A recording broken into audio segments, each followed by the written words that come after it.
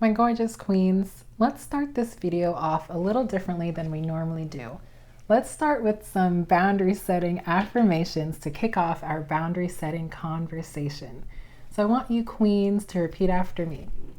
As a queen and daughter of the Most High, I am always protected, provided for, and secure. My personal boundaries enable me to move about this earth with ease, safety, security, and peace of mind. I will never apologize for having energetic boundaries that keep the good in and keep the bad out. Okay? So I'm going to slow down a little bit because I realize I asked you to repeat after me and I did not give you a pause. Okay? So repeat after me in the privacy of your own room, or if you're watching this, in public with someone else, with other queens, repeat after me. As a queen and a daughter of the Most High, I am always protected, provided for, and secure. My personal boundaries enable me to move about this earth with ease, safety, security, and peace of mind. I will never apologize for having energetic boundaries. Welcome back, or welcome to Healed Woman. My name is Samara. I am your queen and your founder here at Healed Woman Ministries. We are a growing, thriving community of kings and queens, men and women on fire for the kingdom, for doing relationships God's way, and for leveling up into our royal mentalities. My goodness. I am so excited, if you can't tell, to do this installment of the Virtuous Woman series, which, hello, shameless plug. If you're new here, honey, you're locked and loaded at the right place at the right time. You're in for a very juicy, vibrant, inspirational, and informational video on what it means to set boundaries, to have boundaries, to enforce your boundaries, okay? This is a long time coming. This is a conversation I have been bursting at the seams to facilitate, to record for you all, because this is something that I have personally lived, okay? I have personally been a people pleaser, overcome people pleasing. God healed me, I leveled up, and now I energetically and sometimes verbally reinforce boundaries, which I'll explain the difference in this video, so that I am always protected, provided for, and secure. Okay, so the student has become the teacher, and today you are about to learn, honey. We're going to take you all the way back to basics around boundaries and how the queen approaches a healed mindset around boundaries. Okay, you ready to dive in, ready to jump in? Because I'm super excited to begin this lesson, okay? If this is your first time clicking on this video, you're locked and loaded at the right place, honey. You really are in for a treat. I do encourage you to subscribe so you don't miss part ones and part twos, because I have a feeling this teaching is going to be a little extended. And the Virtuous Woman series is all about how to become the queen that God is calling and molding you to be, and how to become the woman of your own dreams, okay? The vessel, the beautiful vessel for the kingdom that God has called you to be, and how to really just embody and live your best life, okay? So subscribe, like the video, and let's get into the content, okay? So boundaries, okay, the B word that some people struggle with, that some people are a little bit too, forceful about. It's this mystery, it's this, cloud of ambiguity around, in some people's lives. And it's something that we absolutely need to talk about in the kingdom, honey, okay? Boundaries are simply parameters set up to distinguish between ourselves and others, okay? So simply put, boundaries let us know when one thing ends and another begins. So we have physical boundaries like fences, okay? We have energetic boundaries, which we're going to explain in a little bit. We have environmental boundaries, okay? Trees and grass and dirt, like they all end at some point and another organism begins, okay? So everything is encased in its own little personal boundary, including humans. We have physical boundaries with our skin, keeps us, contained, keeps all our organs contained. We have physical space boundaries in how close or how far we stand apart from each other. We have emotional boundaries, relationship boundaries, and so on, okay? So they're essentially invisible containers, okay, in which we move through the world when we're speaking of energetically or even spiritually. They are the invisible, not sometimes not always seen, but okay, like our skin is a boundary for our bodies. Physical space is invisible, but we can see the distance increasing or decreasing as we get closer or further away from someone. And then we have boundaries that, that probably have to be discussed. And those are the ones that are invisible, but they are very real. So like relationship boundaries and so on. So we are aware of who or what we allow in or keep out. Okay.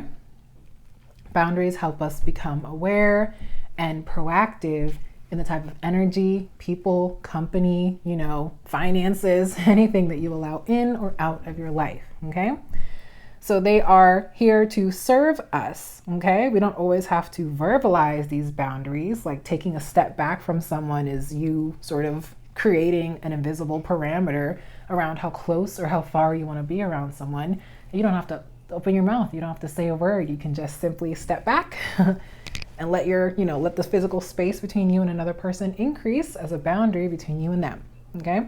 So when I say energetic, sometimes the way that you literally show up for your boundaries in protecting yourself from things that you don't want to be in close proximity to is a way to energetically reinforce your personal space bubble. Okay. So sometimes in some cultures, okay, boundaries may be perceived differently. Physical distance may not be something that's that important in one culture versus another. Okay.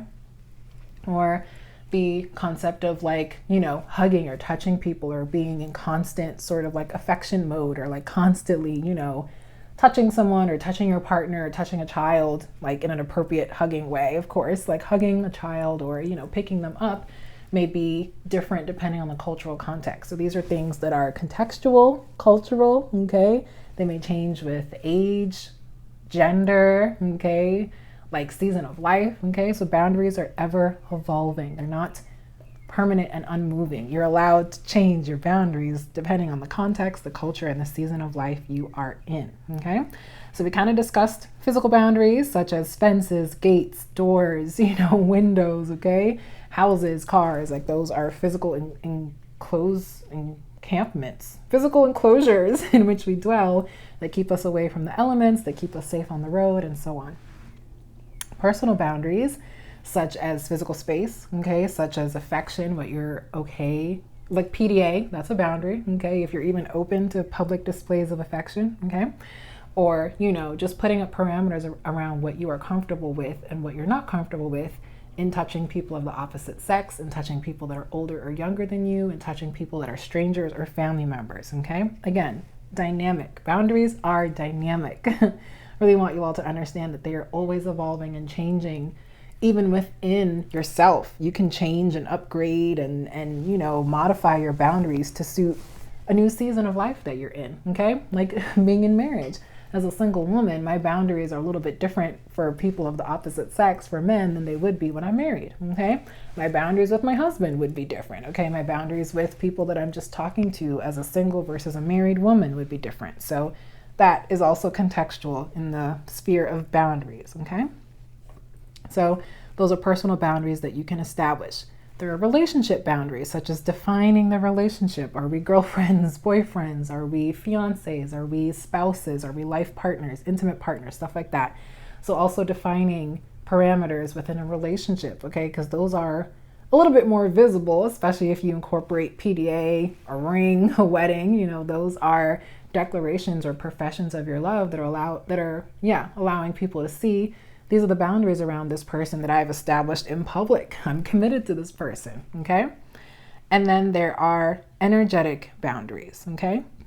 Excuse me. Those are very important because they dictate how you show up energetically for yourself, okay? They reflect the personal boundaries you have for yourself and how you interact in the world around you, okay? So trying to think of some examples right now, but when I think of when I came up with the term or when I realized the term of energetic boundaries, it's something that is implied, something that is embodied, something that you carry out non-verbally, if that makes sense. So you don't have to go around announcing your energetic boundaries because you simply reinforce them non-verbally, okay? So this would be embodying your feminine energy. This would be slipping into your masculine in certain situations that require a bit more masculine energy. This would be a stern look that a parent may give to a child. You know, the look that all parents have, mostly women, when their child is doing something that they don't want them to do. Like, you know, the woman or the mother, she has a look that she gives the child like, honey, if you keep doing that, I'm going to skin your hide later. I don't know. Okay. I'm going to tan your hide. Okay. So these are things, behaviors really, that reinforce boundaries that you have, that are, you're energetically communicating them to someone to let them know you've crossed the line. So this is like giving someone, you know, this is ignoring someone's presence, which I don't condone, but sometimes in some situations you simply must give someone the cold shoulder. This is ignoring someone's presence in public. This is rolling your eyes. So that's really an expression of like anger or irritation, but rolling your eyes, you know, dismissing someone's presence with with your body, okay? Energetic boundaries to let someone know they've crossed the line. They're irritating you. They're annoying you. To let someone know that you are pleased or open to something that you don't necessarily have to communicate verbally, okay? So that's gonna show itself a little bit more evident when I give some more examples down the line, if you need examples for energetic boundaries, okay? So that's how I define boundaries, and putting it out simply so that we understand that it's not evil, it's not, you know, permanent, unchanging. They're dynamic, they're evolving, open to change, flexible. Okay, boundaries are always being sort of created and enforced, okay?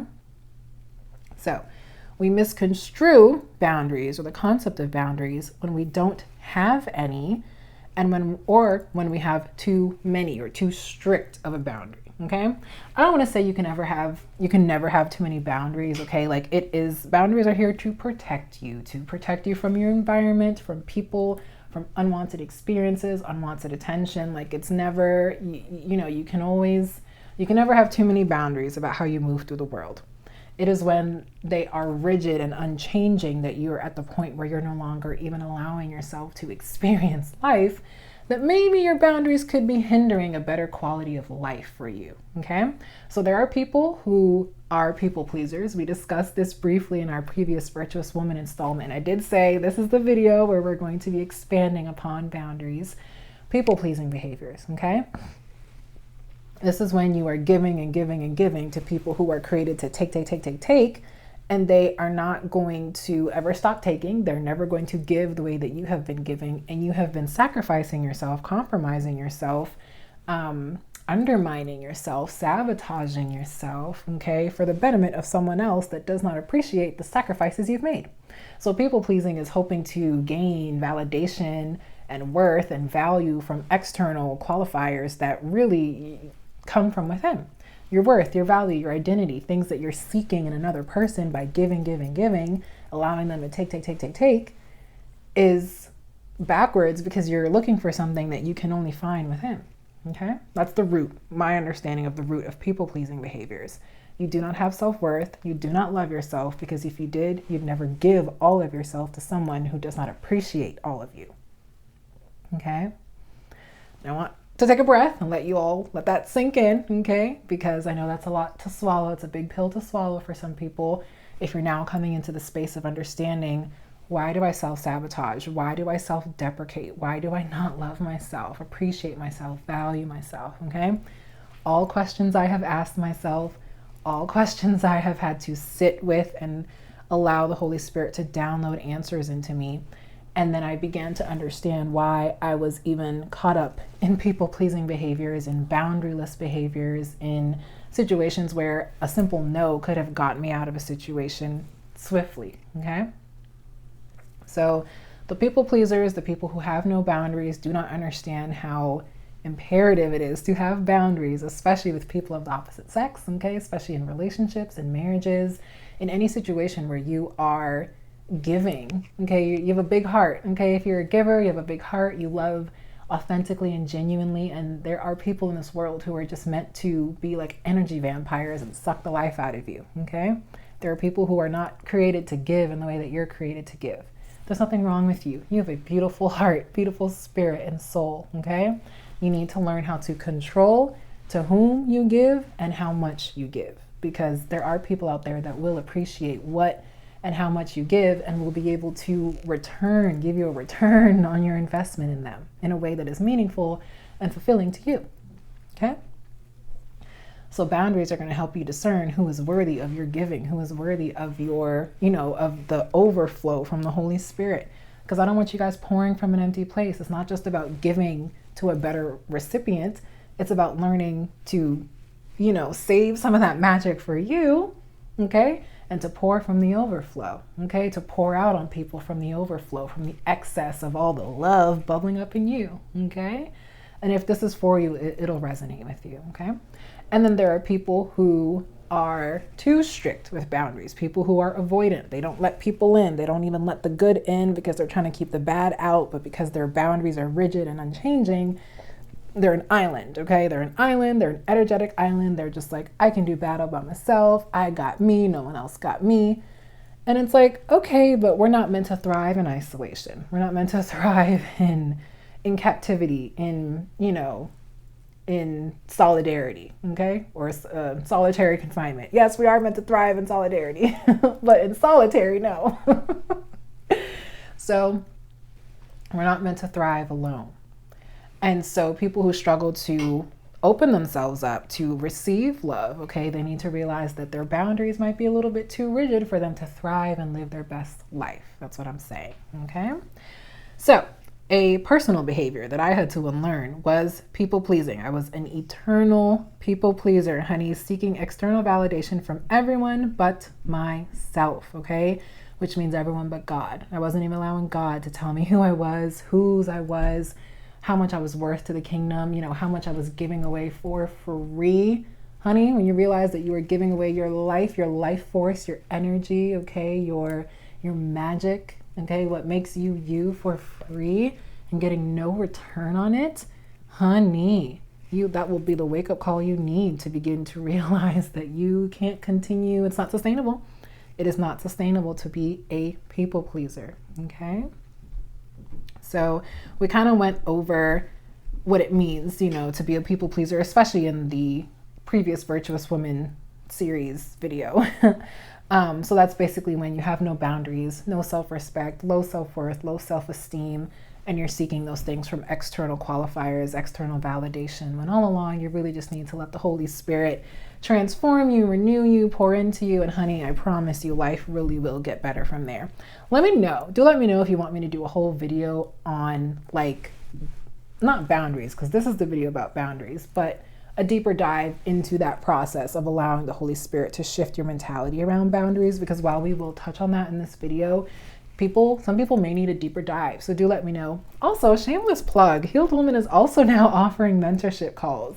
So if you or someone you know is in need of a deeper dive, even beyond the channel, okay, even beyond the content produced for this channel, and you would like to speak with me one-on-one, Healed Woman is absolutely here for that, okay? We're here to facilitate a conversation for whatever you need, whether that's related to your purpose, discovering your purpose, walking in your anointing, embracing the gifts God has given you, going through your season of being developed spiritually before you're deployed, all of that and more. Also, we can talk about kingdom marriages, purposeful partnerships, and divine unions. So if any of that or anything else on your spiritual journey is still a point of contention or a question in your mind, I'm here to offer spiritually led answers and insights for you. So do check out the information linked in the comment that I'll pin, as well as the description box about how to schedule your first discovery call, okay? So people do not respect people pleasers. Back to our conversation. People do not respect people pleasers. They prey on people pleasers, okay? So you thinking that by giving more and more and more of you is going to earn more and more and more respect, you're wrong, honey. People don't respect you. They prey on you. They love what they can get from you. They love that you are so giving to the point that they can get everything they need from you. And we're not meant to be the one true source for people. God is our true source. Only God can give us everything we need. So by you thinking that you can be everything to someone, and by someone thinking that you can be their everything, both of you all have a very flawed understanding of what it means to be, what it means to be a person, what it means to be a valuable person. You are not more valuable to someone because of what you can do or give to them indefinitely or infinitely. You're valuable because God gives you worth. God called you worthy. He set you apart and said you were mine. That is where your worth lies, in the fact that you're a daughter of the Most High, a son of the Most High, okay? And so by you trying to give more, do more, be more, become more, you're wasting the more that God can be giving to other people who are more deserving of what you have to offer, okay? So I really want you all to understand that there's no amount of giving that you can do that can qualify you in someone's eyes when God has already qualified you, validated you, okay? Giving you love and respect and worth and purpose and significance. Once you realize that those things come from God, you'll never seek them in people, in places, in experiences, and money, okay?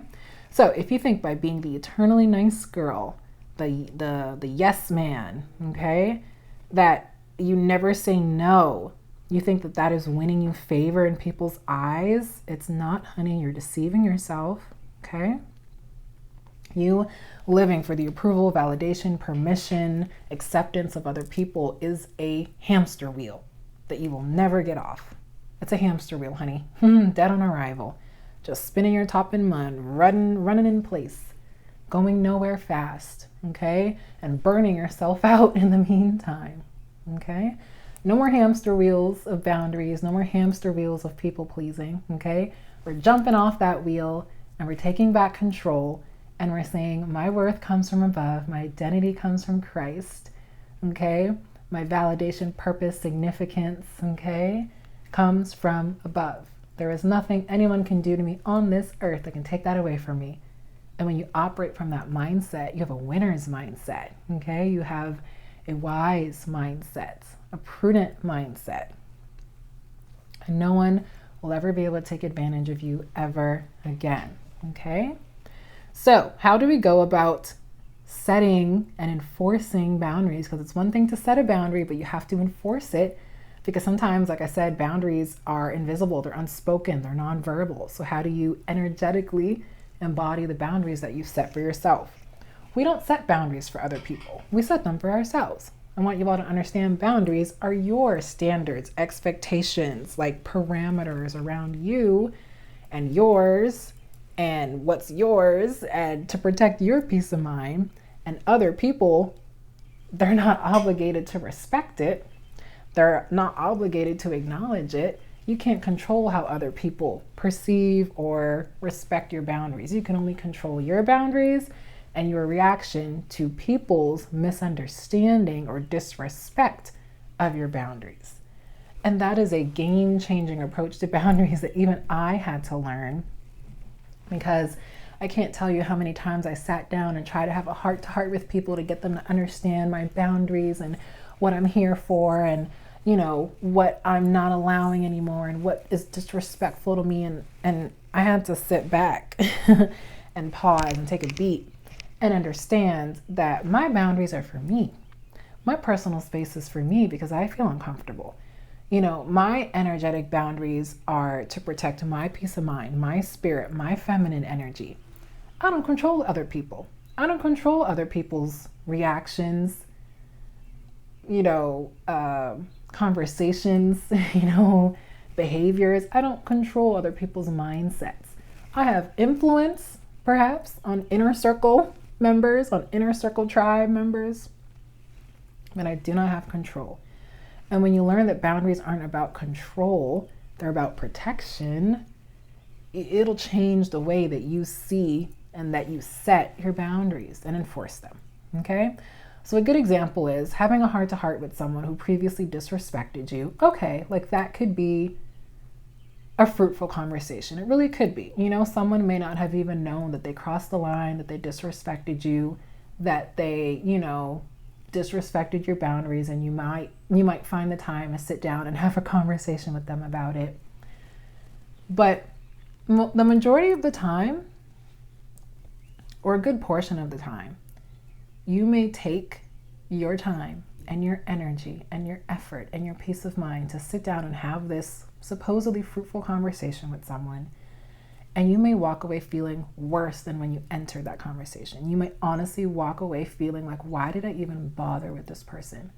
Because people simply do not have the bandwidth or the attention span or the heart posture to deal with heavy conversations that they may not even feel obligated to be a participant of, that they may not even feel like is worth their time. You thinking that sitting down and begging and pleading with someone to respect your boundaries and honor you and respect you is a advantageous or beneficial way to go about boundary setting, and it's not always the best course of action. Perhaps in a marital relationship or in a long-term, committed partnership or business partnership as well, maybe even a parental-child relationship. When you think about siblings, maybe even parents, maybe definitely friendships and strangers, people who do not interact with you on a consistent, frequent basis, you have to hold them to a different level. Definitely with strangers. You sitting down and trying to explain to a stranger how they, cross the line is a waste of time.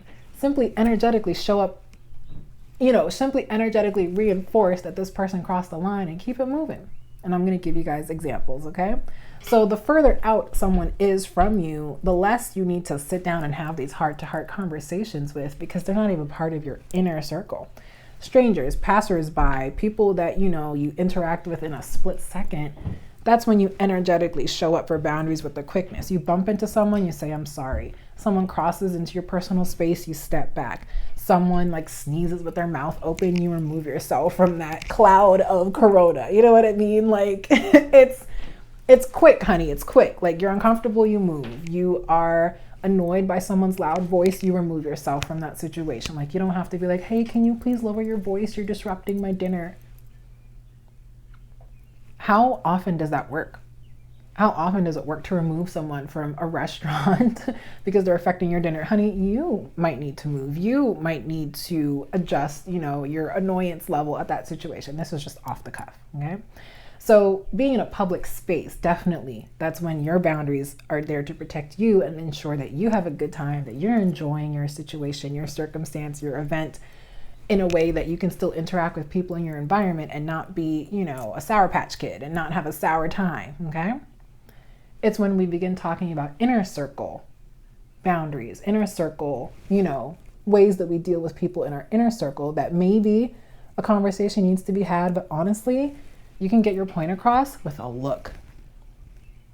Not this look, but with a look. You can get your point across with a comment, with a no thank you. You can communicate so much non-verbally, physically, energetically,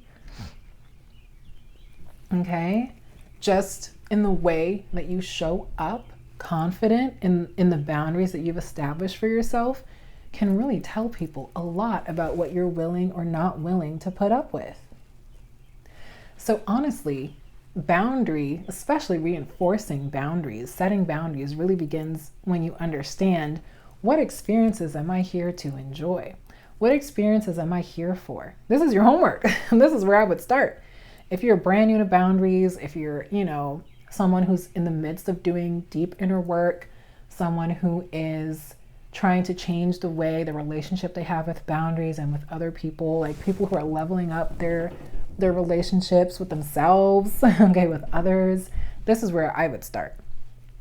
By going within and asking yourself, what experiences am I here for? What am I allowing myself to experience? What aligns closely with my feminine energy in this season, with my masculine energy in this season? What are experiences that I want,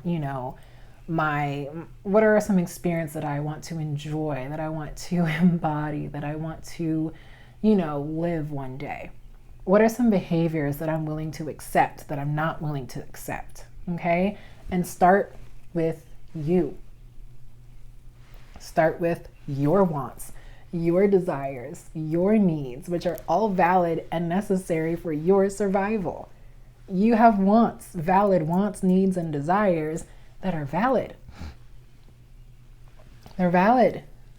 Honey, queens live unapologetically, authentically. We don't apologize for taking up space. So start by listing your wants, needs, and desires in this life in any category: spiritually, physically, mentally, romantically, professionally, okay, relationally, health-wise. Start listing your wants, needs, and desires, okay? And let that guide you and dictate you about the sort of things that you are here for and the sort of things that you're not here for, and begin to structure what you will and will not allow around those things. So let's just say one of my personal Healed Woman manifesto, okay, boundaries or wants or desires, I desire to pour out into the ministry from a place of overflow, okay? I never want to be in a position where I am so depleted that I'm pouring from an empty place in my ministry. Because one, not healthy for me, not healthy for the viewers, just like you, because you all are not receiving the best version of me. I am not giving the best version of me. I'm pouring from an empty place. I'm not showing up like an authentic version of myself. It's terrible. It's a recipe for disaster for the channel, for me, for everyone, for the integrity of the channel. So when I say that I want to show up from a place of overflow, that's a want for my ministry, a desire for my ministry. It means I need to set some boundaries in place to make sure that I'm never pouring from an empty place. Okay? So what does that look like? I set boundaries around rest. I set boundaries around how often I create content. I set boundaries around how long I record videos. Okay? You see me looking at the time. I'm looking at how long I've been yapping on here. Okay? Because I have boundaries about, the longer I record, the more time I need to rest and recover after recording. And also I'm thinking about y'all. I'm thinking about people's time spans, okay, or attention spans, excuse me. So I'm thinking about a lot of things when I say what I want and the boundaries that need to be created to energetically support that desire. I pray you all are catching this, because I've been teaching off my notes for at least half the video at this point. Come on, Holy Spirit. I need you all to understand that when you have wants and desires, they must have containers around them for them to be able to be realized, okay? So let's think about like a personal or romantic desire that requires boundaries.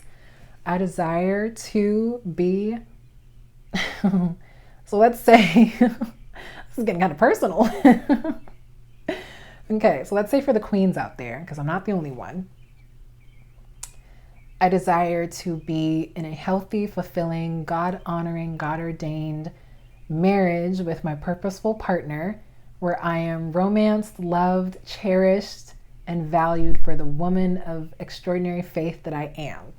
I know that was a mouthful, but honey, it's a delicious, juicy, full mouthful of all the things that I desire in a nutshell in my relationship, okay? And that's really the type of, relationship and marriage and situation that we're trying to manifest and allow into our lives as healed women, as queens. Okay, so that's speaking from a genuine place, but it's also my desire for you all to have the beautiful, thriving, purposeful, healthy, God-ordained relationship in your lives. That want, that desire is valid. Okay, you're allowed to have these desires. God gives us our desires for a reason, because it lets us know what's on the way. We have a desire, it's because we want that thing to manifest in our lives. And so by you claiming it, you're saying yes. And I really meant to put my right hand over my heart, but because the mic is there. So by you claiming it, you're saying, yes, this is mine. I want this, I desire this, and I'm going to work toward living this in my life.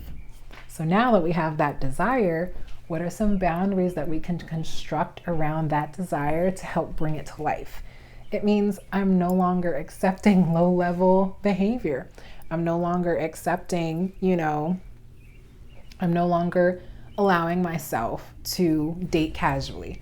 I'm abstaining, okay? My personal boundary around sexual intercourse is that I'm saving myself for marriage. My personal boundary around dating is that I am not dating casually because I am trying to be courted for marriage, okay? Do you see how that works? Set the desire, set the intention, and create the boundaries around it that support it.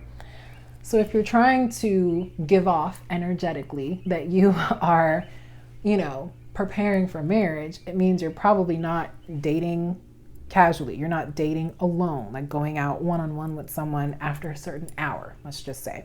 So you have to set the boundaries around when you're going out, with who you're going out, what time of day, what the activities will be, because you're not trying to be chilling at the pad if you're trying to abstain, until marriage, chilling at the bachelor pad, okay?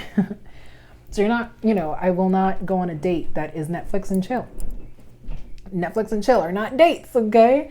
I will not go on a date that XYZ, because now you want to support this desire. You want to create boundaries around your experiences, what you will or will not accept, that are going to help this desire manifest. Okay?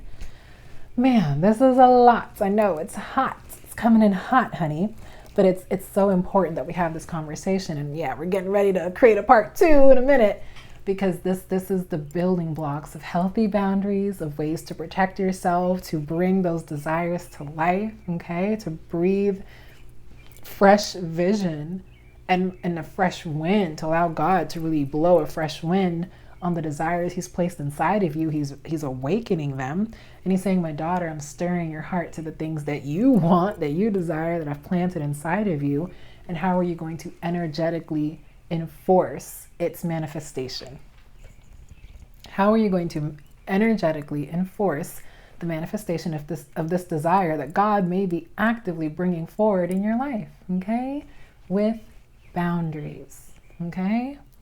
So I am going to leave it there. I know it's kind of a cliffhanger, but I've given you all a lot of homework, a lot to think about, a lot to ponder, okay? A lot to journal, to pray, to fast and pray, to go within. Like, honey, I've given you all a lot to work with in this video.